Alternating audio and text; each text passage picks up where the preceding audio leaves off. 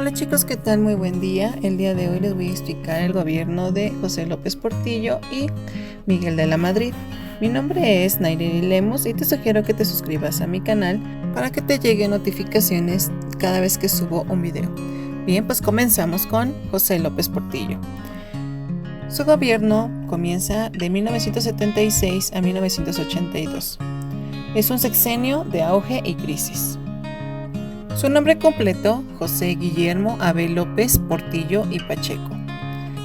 Nace el 16 de junio de 1920 y muere el 17 de febrero del 2004 en la Ciudad de México.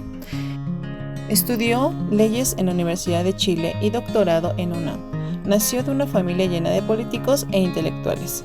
Fue profesor del Politécnico y de la UNAM.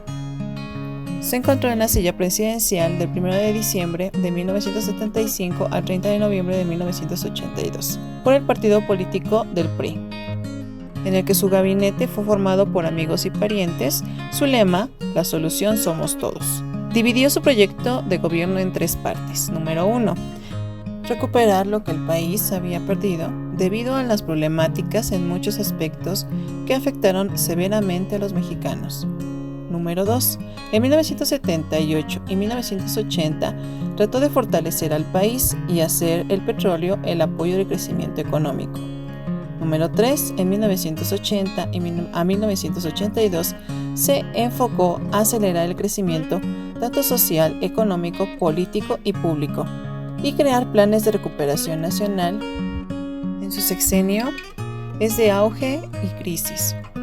Su gobierno inició bien, pero después tomó decisiones inoportunas en muchos aspectos, pero provocaron una de las crisis económicas más severas en todo el país.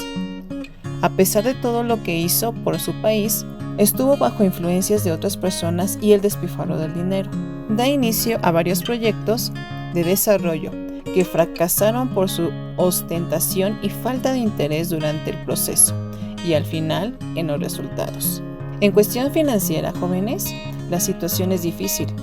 La economía, ya que pidió un préstamo al Fondo Monetario Internacional. A su vez, se descubrieron nuevos yacimientos de petróleo en Tabasco, Chiapas y Campeche, pero México fue el primer exportador del crudo, por lo que aumenta el desarrollo industrial en Pemex. Esto conlleva una tasa de desempleo que se reduce al 50%. El PBI se elevó al 8%. Modificó las leyes fiscales para beneficiar a trabajadores de bajo sueldo. Ley de amnistía para refugios y presos políticos. Y firmó convenios con 140 empresas privadas para crear 30,000 empleos. Con el auge petrolero inició la era de la tecnocracia, en donde México dependía de las exportaciones petroleras, con un sorprendente crecimiento económico, y las estrategias de José López Portillo basadas en diversos programas, como son Alianza por la Producción, Plan Nacional de Desarrollo Industrial, Alianza por el Progreso, Programa Agropecuario para la Recuperación y el SAR. Fundamento económico, donde hace la participación de todos los factores productivos, como la creación de la SPP, que es el Sindicato Profesional de Policía, así como la descentralización administrativa y el petróleo como motor de crecimiento económico. Como datos importantes en su gobierno, en 1979 el Papa Juan Pablo II visita por primera vez a México y en 1981 propuso a la ONU el Plan Mundial de Recursos Energéticos. Los nicaragüenses le dieron a José López Portillo la medalla de nombre César Augusto Sandino. También se formalizó la relación diplomática entre México, Cuba y México y España. En el gobierno hubo una caída del petróleo, la caída de México. México se declara en bancarrota, fuga de divisas, nacionalización de la banca, aumento de deuda externa, y el peso se devaluó a un 400%. Esto conlleva a que se reducen de cero excedentes del petróleo, por lo tanto se devalúa el peso de 22 a 70 pesos por dólar y se declara una moratoria en pagos, por lo tanto conlleva una reducción de gastos públicos. Y para no ser suficiente, se genera la corrupción a tope, donde su propia esposa se hizo cargo del aspecto cultural de México, en donde hay una pésima administración, despilfarro de dinero, demasiada influencia entre otras personas y las decisiones arbitrarias e inadecuadas. En el sexenio de Luis Echeverría y López Portillo se le llama como decena trágica por la inestabilidad nacional. El último informe de gobierno, el 1 de septiembre de 1982, tuvo que encarar a la nación para anunciar el país en crisis. Escuchemos. El presidente José López Portillo, en el informe más dramático que se recuerde en México, anunció la expropiación de todos los bancos privados y el control completo de cambios. Es ahora o nunca. Ya nos saquearon. México no se ha acabado. No nos volverán a saquear.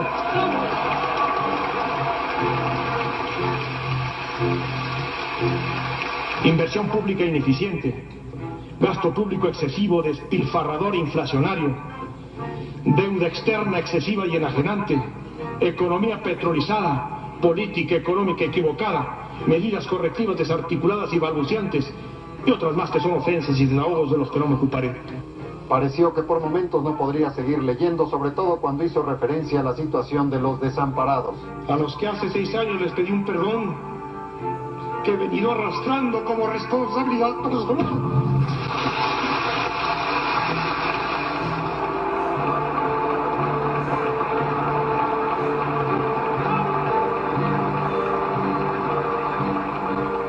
Que si por algo tengo tristeza, es por no haber acertado a hacerlo mejor. Hicimos todo lo que pudimos, incluso nos lo han satanizado, pero afirmo que sigue siendo imperativo del sistema conquistar por el derecho y el desarrollo la justicia. Más no pude hacer.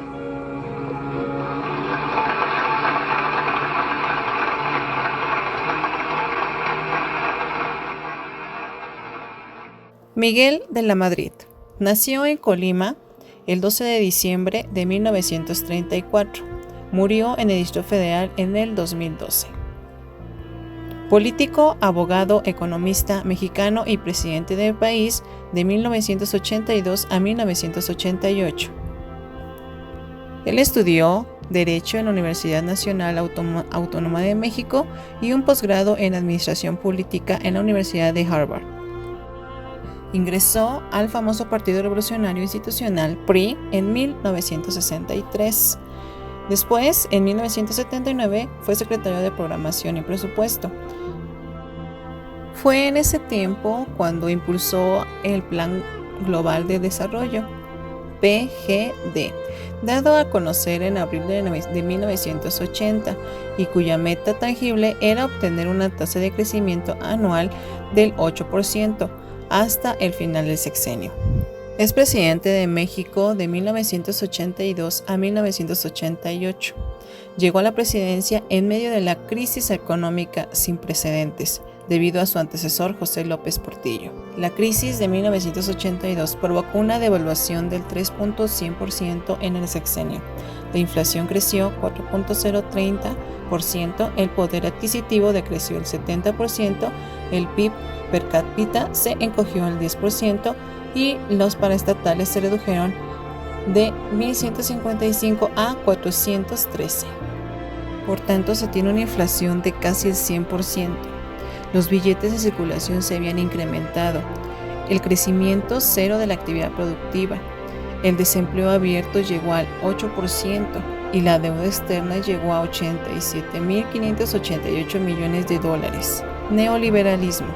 Si hablamos del neoliberalismo, chicos, esto quiere decir que es el sistema económico que busca la liberación de las barreras arancelarias o los impuestos y la privatización de empresas estatales y paraestatales, con la finalidad de expandir su control comercial por encima de otras naciones, cuyos principios son: número 1, economía del mercado; número 2, las políticas privatizadas; y 3, globalización. También impulsó una política de renovación moral para deslizarse de la corrupción y del tráfico de funcionarios que prevaleció durante el gobierno anterior. Bueno, pues ahora hablaremos de las aportaciones positivas y negativas que se tuvo en este gobierno. Las positivas es que emprendió la renovación moral de la sociedad, Elaboró un plan global de desarrollo, estableció a niveles constitucionales un sistema de planeación democrático y, más importante, inició la apertura económica, la descentralización de la privatización de empresas estatales. En enero de 1986, aproximadamente 3 años de negociaciones, México logra ser admitido al GATT, siendo el punto más fuerte de esta administración. Las negativas a finales de su gobierno, una fuerte devaluación afectó nuevamente a la quebrantada economía mexicana. Veremos el siguiente video para que saque sus propias conclusiones de qué hizo bien o qué hizo mal cada presidente que acabamos de estudiar.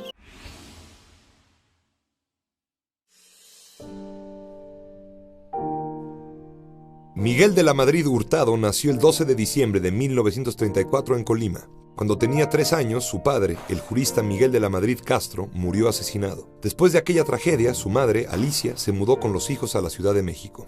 Miguel estudió en el Colegio Cristóbal Colón. Sus compañeros lo recordaban como un joven centrado, trabajador, buen orador, cuyo pasatiempo era comprar libros. De manera casi natural se fue dirigiendo hacia las leyes, la profesión de su padre y abuelo. En 1952 ingresó a la Facultad de Derecho y fue entonces que comenzó a interesarse en la política. De la mano de Jesús Reyes Heroles, aprendió sobre el liberalismo europeo del siglo XIX, ideales que llevaría consigo a la presidencia y que contrastarían con los de los priistas que le antecedieron. Tras un año en la Universidad de Harvard, donde estudió una maestría en administración pública, se incorporó al gobierno. Durante el sexenio de Luis Echeverría trabajó en el Banco de México, Pemex y la Secretaría de Hacienda, con López Portillo como titular. Por aquellos años comenzó a trabajar cerca también de Carlos Salinas de Gortari. A pesar de tener temperamentos distintos, ambos sentían una afinidad en sus ideas sobre los modelos económicos. López Portillo admiraba el carácter mesurado de la Madrid y su talento para las finanzas. Así, a partir de 79 lo destinó a la Secretaría de Programación y Presupuesto.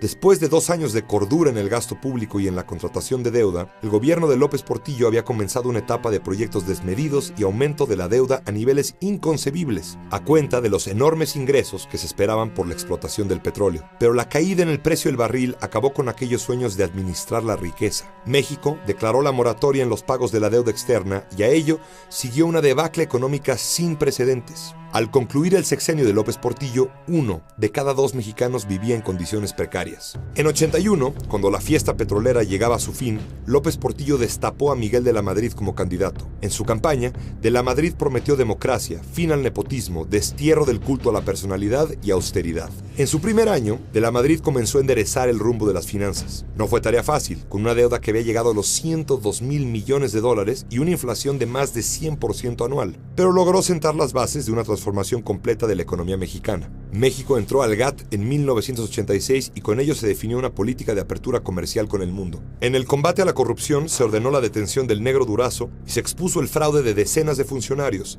aunque se perdonó al más corrupto y poderoso de ellos, el líder del sindicato petrolero, Joaquín Hernández Galicia, La Quina.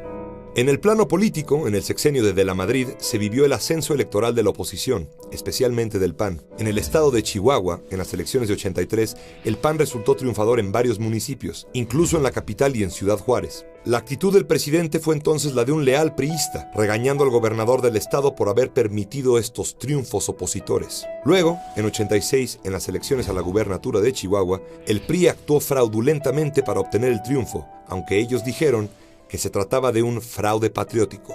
El resultado fue un vasto movimiento de resistencia civil.